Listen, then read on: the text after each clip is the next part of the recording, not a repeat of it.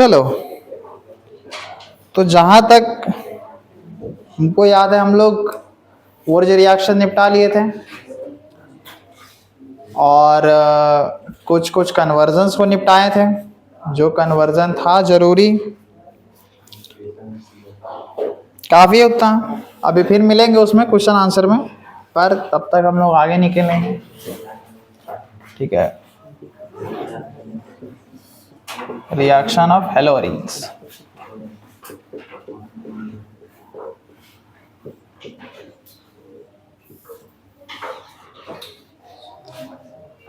Reaction of हेलोरीन्स, ठीक है।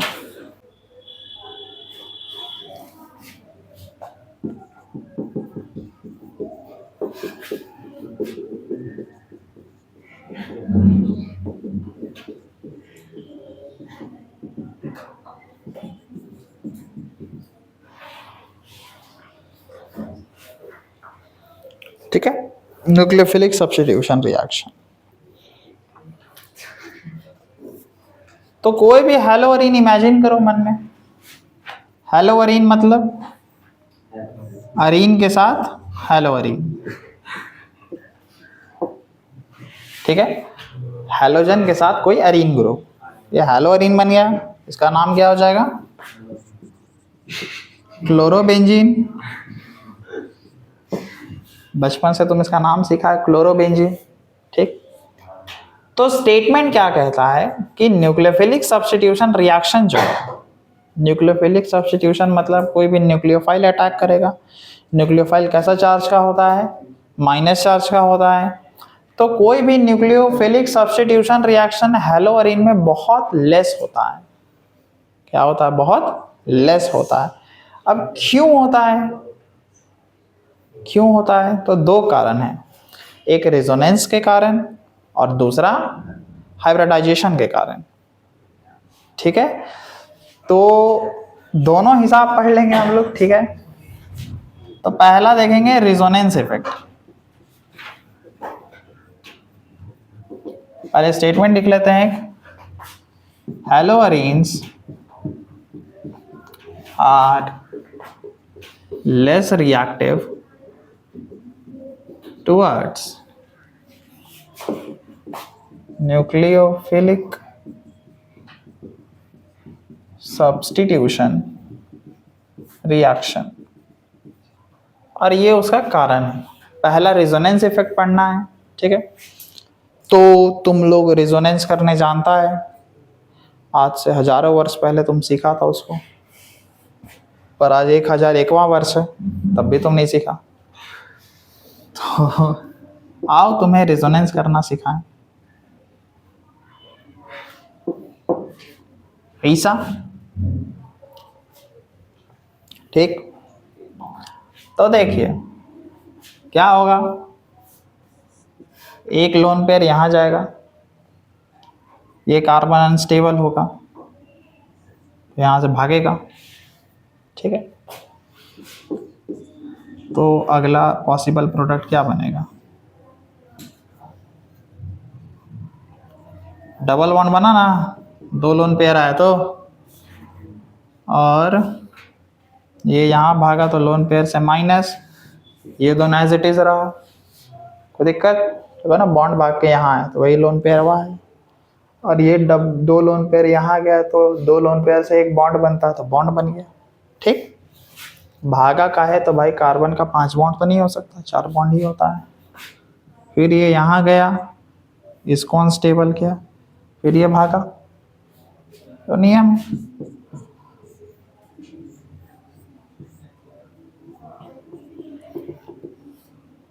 यहाँ आया, ये भागा, ये एज इट इज रहेगा, फिर यहाँ भागा, फिर ये भागा,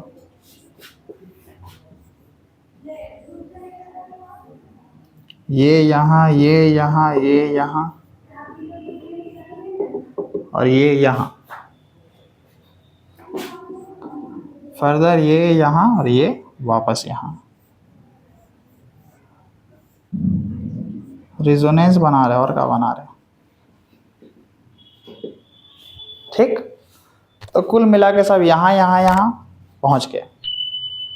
तो कहने का मतलब है कि अगर फर्दर हम इस डायग्राम को एक जगह लिखना चाहें तो बेंजीन के पास रिंग है, रिंग में इलेक्ट्रॉन क्या कर रहा है, घूम रहा है, और घूम के कैसा चार्ज डेवलप करा रहा है, ऑर्थो पैरा पे नेगेटिव चार्ज।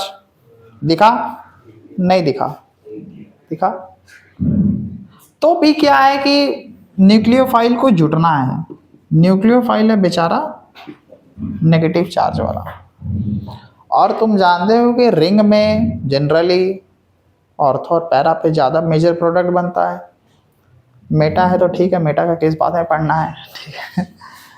तो क्या न्यूक्लियोफाइल का नेगेटिव और ये लोग पे डेवलप हुआ नेगेटिव उसको घुसने देगा? नहीं घुसने देगा, रिपेल करके भगा देगा उसको। समझ रहे हो? तो ये सबसे बड़ा पहला कारण है कि हमारा जो हेलोअरीन होता है वो न्यूक्लियोफिलिक सब्स्टिट्यूशन के रिएक्शन में बहुत लेस पार्टिसिपेट करता है। होता है रिएक्शन, पर होता है तो उसके लिए 500 केल्विन का टेम्परेचर देना पड़ता है, 200 एटीएम का प्रेशर देना पड़ता है। समझ रहे हो वो सब कहाँ है? तो बहुत टेम्परेचर और प्रेशर के बाद फिर ये न्यूक्लियोफाइल इसमें आके क्या होता है, जुट जाता है। जुटता तो ही है, पर निगेटिव के चलते निगेटिव को आने ये लोग नहीं देता। क्लियर? पहला कारण समझ में आ गया, रेजोनेंस इफेक्ट्स। अच्छा, दूसरा कारण हाइब्रिडाइजेशन। अभी तुमको वापस 11 की ओर ले चलेंगे। बहुत बात सिखाए थे 11 में। तो अभी क्या है कि ये और एक ये कार्बन कितना हाइब्रिडाइज्ड है?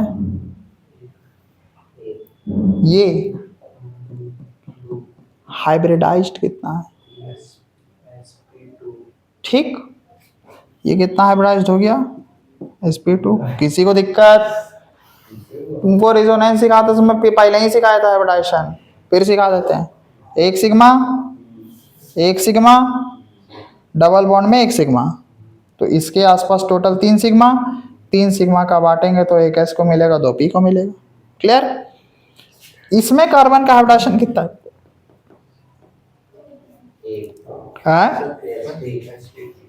sp3 है। किसी को परेशानी? 3 हाइड्रोजन, तीनों सिंगल बॉन्ड रहा होगा, एक सिग्मा एक सिग्मा एक सिग्मा एक सिग्मा, तो टोटल 4 सिग्मा में एक s का 3 p का। अच्छा, अब याद करो तुमको 11 में ट्रेंड सिखाए थे, इलेक्ट्रोनेगेटिविटी का ट्रेंड, जहां पर हाइब्रिडाइजेशन का कंसेप्ट होता है। वहां पर sp sp2 sp3 कुछ ऐसा ट्रेंड चलता है इलेक्ट्रोनेगेटिविटी में, ठीक, जहां पर sp2 sp3 से ज़्यादा इलेक्ट्रोनेगेटिव था। इलेक्ट्रोनेगेटिव कहने का मतलब इलेक्ट्रॉन होल्ड करने का कैपेसिटी उतना ज़्यादा होगा। तो अभी क्या है कि ये sp2 है, ये sp3 है, दोनों में ज़्यादा इलेक्ट्रोनेगेटिव कौन है? sp2 वाला, यानी इस पे इलेक्ट्रॉन होल्ड करने का क्षमता ज़्यादा होगा। ऊपर से sp2 के हिसाब से इसके पास देखो पार्शियल डबल बॉन्ड कैरेक्टर है, क्योंकि रेजोनेंस हुआ तो देखो ना यहाँ पे तो डेवलप हुआ था डबल बॉन्ड। मानते पूरा नहीं हुआ, इसी के चलते बोला गया पार्शियल डबल बॉन्ड कैरेक्टर है। क्या है? पार्शियल डबल बॉन्ड कैरेक्टर है। तो इसका बॉन्ड लेंथ डबल बॉन्ड में बॉन्ड लेंथ सिंगल बॉन्ड के मुकाबले क्या हो जाता है?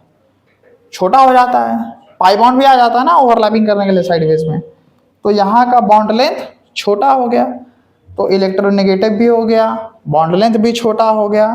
तो क्या किसी भी एक निगेटिव चार्ज को इसको तोड़ना मुश्किल है कि आसान है? क्योंकि इलेक्ट्रोनेगेटिव है, इलेक्ट्रॉन ज़्यादा गेन करेगा, इलेक्ट्रॉन नेगेटिव चार्ज का है, वो न्यूक्लियोफाइल भी नेगेटिव, उसको भगा देगा, नहीं रहने देगा अपने आसपास। और चूंकि छोटा भी होता है बॉन्ड लेंथ छोटा होता है, तो उसको तोड़ने में क्या हो जाता है? बहुत मुश्किल होता है। तो ये भी एक मेजर फैक्टर हो गया कि न्यूक्लियोफाइल इस पर अटैक नहीं करता है तो बहुत लेस रिएक्टिव होता है। मतलब प्रोबेबिलिटी अगर तुम उसको नॉर्मल कंडीशन में बनाना चाहोगे तो नहीं बनेगा। ठीक, पहला फैक्टर रेजोनेंस इफेक्ट, दूसरा फैक्टर हाइब्रिडाइजेशन इफेक्ट। तो दिक्कत समझ में आ रहा है? लिखो फटाक से। रेजोनेंस वाला लिख के बोलना कि हाँ हो गया, तो थोड़ा सा 2 लाइन का स्टेटमेंट लिखवा देंगे, और हाइब्रिडाइजेशन लिख के तो रुक ही जाओगे। लिखो, कारण लिखो पहले, रेजोनेंस बाद में करना। नहीं नहीं नहीं, कुछ मत लिखो, लिखो खाली डैश मारो और लिखो। लिखो, due to resonance, due to resonance, comma the carbon chlorine bond, इसको तुम CCl बॉन्ड भी लिख सकता है, क्लोरीन बॉन्ड, और तुम लोग कार्बन क्लोरीन ही लिखो, acquires partial double bond character,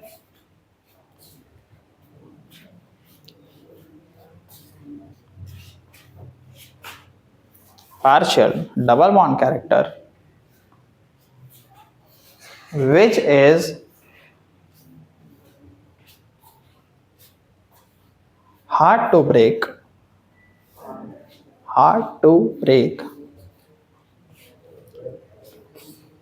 full stop, paragraph change. Also they acquire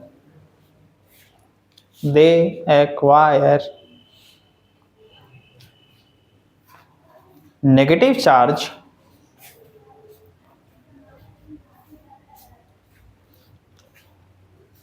on ortho and para position,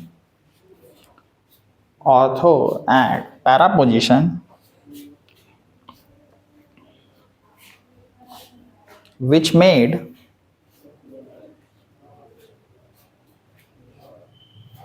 nucleophile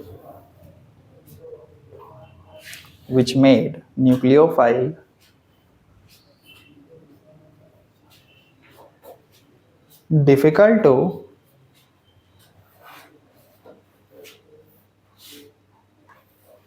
substitute in ring.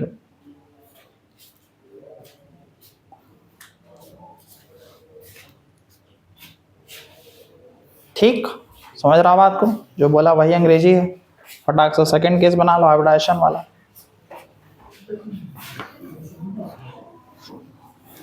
चलो, तो अब रिएक्शन होगा कैसे? 2 फैक्टर तुम समझा, दोनों फैक्टर पूरा गड़बड़ वाला फैक्टर है, तो रिएक्शन तो करना है। तो फटाक से देखो,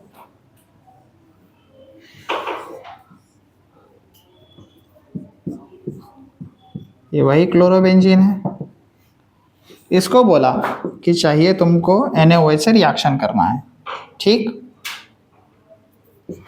पर सीधे सीधे तो रिएक्शन होने वाला है नहीं, क्योंकि तुम जानते हो Na+OH-, ठीक? ये OH है एक न्यूक्लियोफाइल को जुड़ना है रिंग में। अब रिंग में जुड़ना है तो कैसे जुड़ेगा भाई? तो वो अभी दिक्कत है ना। तो देखो, 300 ATM का प्रेशर लगाता है। कितना ATM का? 300 ATM। समझते हो कितना होता है 300 ATM? ठीक है, चलो। और 600 केल्विन का टेम्परेचर, 600 केल्विन समझ रहे हो? लगभग 300-350 डिग्री सेल्सियस के आसपास, ठीक? इतना ज़्यादा जब हम बाहरी मीडियम प्रोवाइड करेंगे, ठीक, तब जाके ये OH इसको टारगेट करेगा और ये इसको टारगेट करेगा, प्लस माइनस को।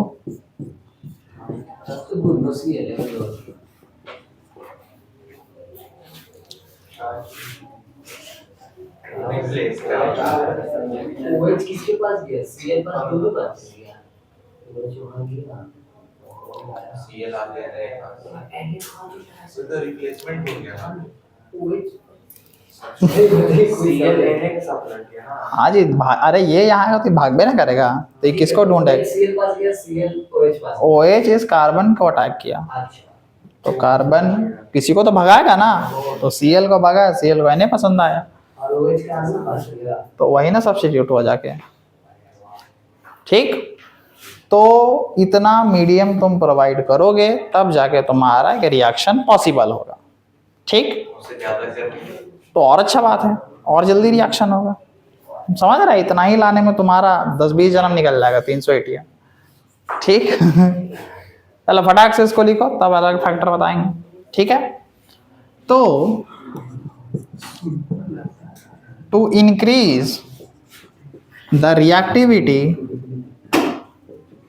of haloarenes towards nucleophilic substitution reaction,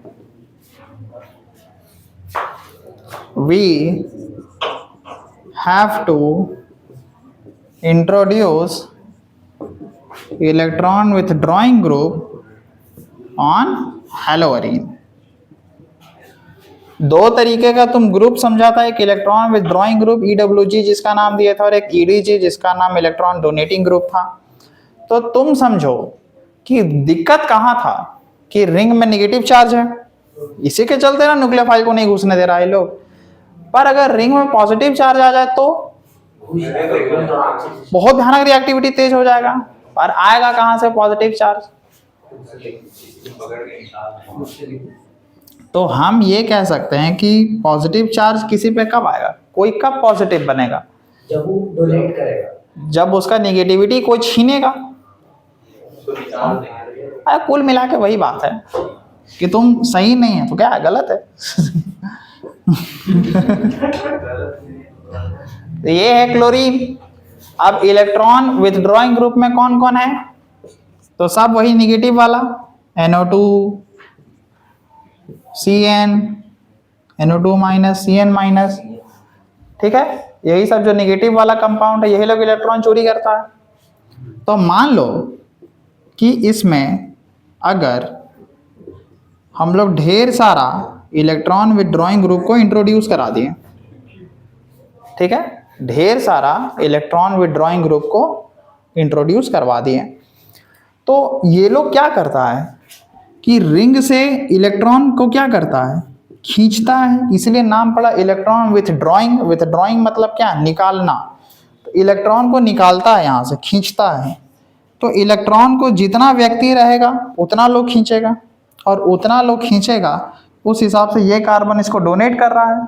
तो डोनेट कर रहा है तो क्या डेवलप होगा? रिंग के पास पॉजिटिव चार्ज डेवलप होगा। समझ पा रहा है? तो रिंग में मैक्सिमम क्या डेवलप हो जाएगा? पॉजिटिव चार्ज, क्योंकि ये लोग तो इलेक्ट्रॉन खींच लिया। इलेक्ट्रॉन खींच लिया तो नेगेटिव चार्ज का डेंसिटी कम हो गया, पॉजिटिव चार्ज का डेंसिटी बढ़ गया। तो सीधी बात, अगर सेम रिएक्शन को हमको परफॉर्म करना है तो मान लो इसको हम लोग को H2O से रिएक्शन कराना है, तो बस खाली इसको क्या करने का ज़रूरत है? गरम कर देंगे थोड़ा सा क्या कर देंगे? गरम कर देंगे, और बहुत सुंदर कंपाउंड मिलता है इसके बाद, जो तुमको याद रखना है। Cl को कौन भगा देगा?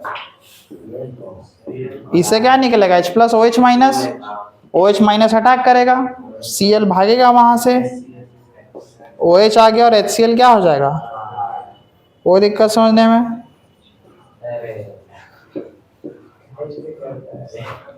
ऐसा वो दिक्कत। इसका नाम क्या हो जाएगा? 2,4,6 1 2 3 4 5 6 2 4 6 तीनों पे कौन सा ग्रुप जुड़ा है? नाइट्रो ग्रुप जुड़ा हुआ है। तो 2,4,6 ट्राई नाइट्रो, जो कि 3 गो है, और बेंजीन के साथ OH को क्या बोलते हैं? फिनॉल।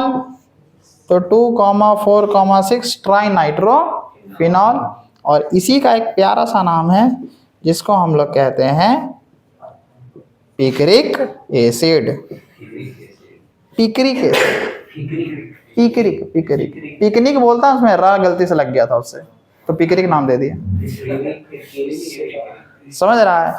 बहुत सुंदर एसिड है, बहुत सुंदर एसिड है, जलाइए रहता है। पूरा खत्म कर देगा, बॉडी ड्यूटी सब खत्म कर देगा पूरा भयानक तरीका से। अच्छा एसिड होता है ये, मजेदार होता है। तो देखो गर्म कर दिया फटाक से, न्यूक्लियोफाइल जुट गया कि यहाँ इतना प्रेशर टेम्परेचर लगाना पड़ा था थोड़ा देर पहले। तो इलेक्ट्रॉन विड्रॉइंग ग्रुप लाइए, न्यूक्लियोफिलिक के टुवर्ड्स हेलोवरिन का रिएक्टिविटी बढ़ाइए। स्कीम है आपके पास, जितना ज़्यादा न्यूक्लियोफाइलिक बढ़ाना है उतना ज़्यादा आपको EDG नहीं लगाना है, EWG लगाना है। चलो बाबू पढ़ते हैं दूसरा टॉपिक, ठीक है?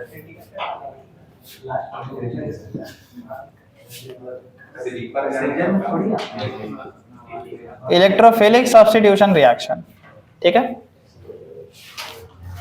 Electrophilic substitution reaction. तो इलेक्ट्रोफिलिक सब्स्टिट्यूशन का मतलब तुम जान रहा है कि इस बार कौन सब्स्टिट्यूट होगा? इलेक्ट्रोफाइल। इस बार कौन सब्स्टिट्यूट होगा? इलेक्ट्रोफाइल। इलेक्ट्रोफाइल कैसा चार्ज का होता है? पॉजिटिव चार्ज का होता है। यानी जितना इलेक्ट्रॉन डोनेटिंग ग्रुप होता है, इलेक्ट्रॉन डोनेटिंग मतलब जितना कार्बन वाला फैमिली हो गया, कार्बन का फैमिली सब जो होता है असल में इलेक्ट्रोफिलिक इन नेचर होता है। ये लोग इलेक्ट्रॉन देता है ना कि लेता है। वो इलेक्ट्रॉन विड्रॉइंग था, ये इलेक्ट्रॉन डोनेटिंग ग्रुप है, ठीक? तो ये लोग पॉजिटिव चार्ज है। और तुम जानता है कि रेजोनेंस के कारण रिंग में कैसा चार्ज डेवलप हुआ था? Negative charge. तो नेगेटिव है और ये पॉजिटिव है, तो दोनों का जुड़ने में ज्यादा दिक्कत नहीं होने वाला है। तो ये जो हेलोवरिन है ये काफी ज्यादा रिएक्टिव होता है, more reactive towards electrophilic substitution reaction. किसी को दिक्कत? रिंग में negative, electrophile positive, positive negative को आराम से अटैक कर सकता है। समझ रहे हो? तो यही केस है। तो अब इसमें बहुत सारा रिएक्शन होता है अलग अलग सा, तो सबको पढ़ लेंगे। पहला हैलोजिनेशन।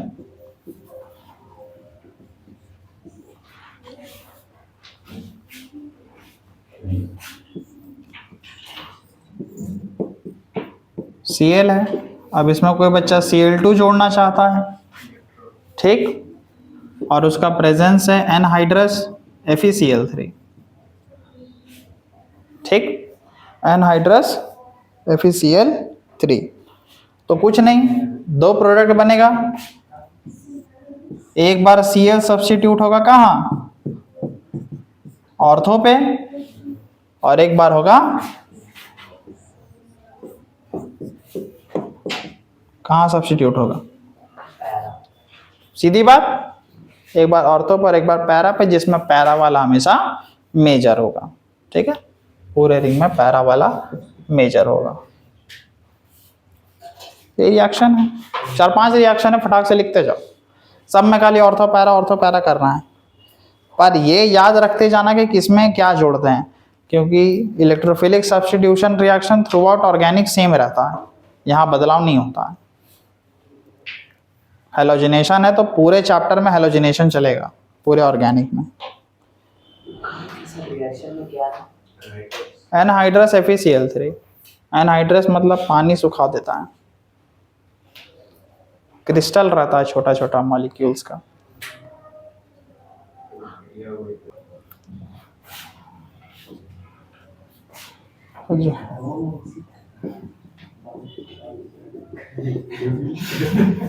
नाइट्रेशन, रिएजेंट सबका देखते जाना। Nitration through out the organic same वही कंपाउंड लेते हैं। नाइट्रेशन में क्या लिया जाता है? तो HNO3 प्लस कॉन्सेंट्रेटेड H2SO4। जब कभी नाइट्रेशन का नाम लेंगे तो तुम्हारे दिमाग में यही फिगर आना चाहिए, HNO3 प्लस H2SO4, ठीक है? Sulphuric acid. तो दो प्रोडक्ट बनता है, एक बार ऑर्थो पे NO2 जुड़ता है और एक बार पैरा पे जुड़ता है, और दोनों में मेजर पैरा होता है। ठीक, तो ये सब याद रखते जाना कि नाइट्रेशन में NO2 जुड़ता है और ये रहता है, क्योंकि पूरे ऑर्गेनिक में ये सेम रहेगा। पूरे ऑर्गेनिक में कहीं नाइट्रेशन में NO3 लाके नहीं जोड़ेगा, NO2 ही जोड़ेगा, और ये रिएजेंट यही रहेगा।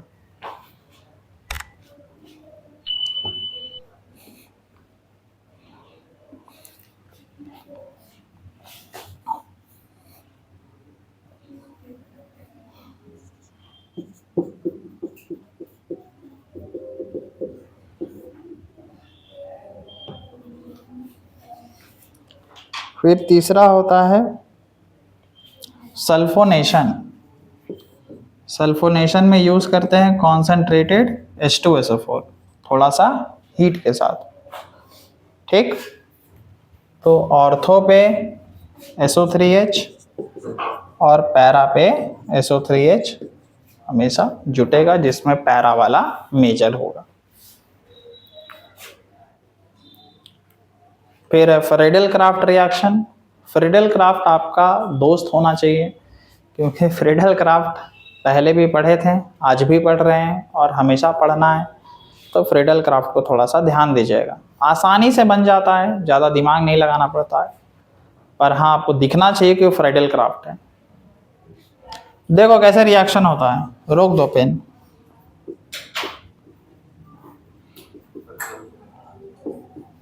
देखो कहता है कि कोई भी रिंग है, इसको कोई भी अल्काइल हैलाइड से रिएक्शन कर सकते हैं। वो CH3 हो सकता है, C2H5, C3H6, कुछ भी, जितना भी आपका कार्बन ग्रुप है सब आ गया, और उसके साथ एक हैलाइड रहेगा, उसके साथ हैलाइड रहेगा। तो कुछ नहीं करने बोलता, presence anhydrous AlCl3, anhydrous AlCl3, ध्यान में रखना। तो बोलता है कि ज़्यादा दिमाग मत लगाइए, जो हैलोजन है हैलोजन को छोड़ दीजिए और पूरे को बेंजीन रिंग में सब्स्टिट्यूट कर दीजिए। अब यहाँ 1 गो रहेगा, 2 गो रहेगा, 1000 गो लिखा रहेगा। तुमको Cl छोड़ना है और जितना लोग बचेगा सबको जाके रिंग में सब्स्टिट्यूट कर देना। तो यहाँ Cl हटाए तो सिर्फ क्या बचा, CH3। तो एक बार ऑर्थो में CH3 और एक बार, जिसमें से मेजर कौन रहेगा, पैरा वाला। जैसे कि बना हुआ CH3 का, इधर भी Cl है, इधर भी Cl है। वैसे नहीं देता, सेटिस्फाई कहाँ से करेगा फिर। एक बार फिर से समझिएगा। Cl छोड़ो, सब जोड़ो, सीएल HCl बन के भागे। यहाँ सब्स्टिट्यूट होगा तो एक H निकलेगा ना, एक H निकलेगा ना यहाँ से। वहाँ CH3 जाएगा तो हाँ, हाँ तो एक H भागा तो H और Cl HCl बन के निकल गया। भगाए ना, उतना ज़्यादा निकलता नहीं है। तो तुमको मेजर से मतलब है।